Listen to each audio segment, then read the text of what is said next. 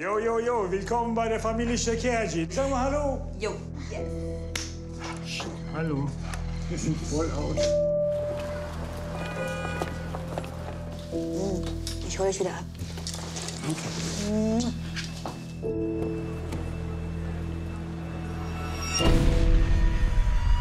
Es gab eine Explosion. Fahren Sie weiter. Mein Mann hat sein Büro gleich da vorne. Stehen bleiben!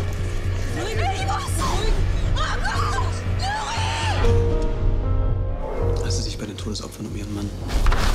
Hat er Feinde? War er ein Muslim? Bitte? Sie wollen doch auch wissen, wer Ihre Familie getötet hat.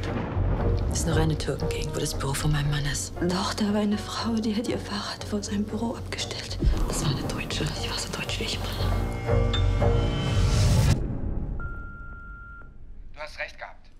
Es waren Nazis. Die Bullen haben die Täter erwischt. Nicht die Fingerabdrücke der beiden Angeklagten. Haben Sie noch weitere Fingerabdrücke gefunden? Also eine weitere tatbeteiligte Person? Ich möchte, dass du morgen zu Hause bleibst. Warum? Es könnte hart für dich werden. Mein Sohn verehrt Adolf Hitler. Was mein Sohn getan hat, ist boshaft.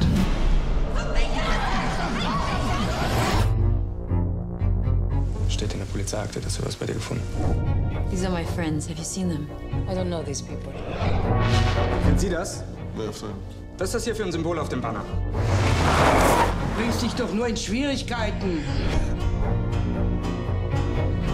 Stell dir mal vor, die hätten mich und Rocco erwischt. Nein. Und Nuri hätte überlebt. Nein. Der hätte das ganze Geplänkel nicht mitgemacht. Nein! Die werden ihre Strafe kriegen, das schwöre ich dir.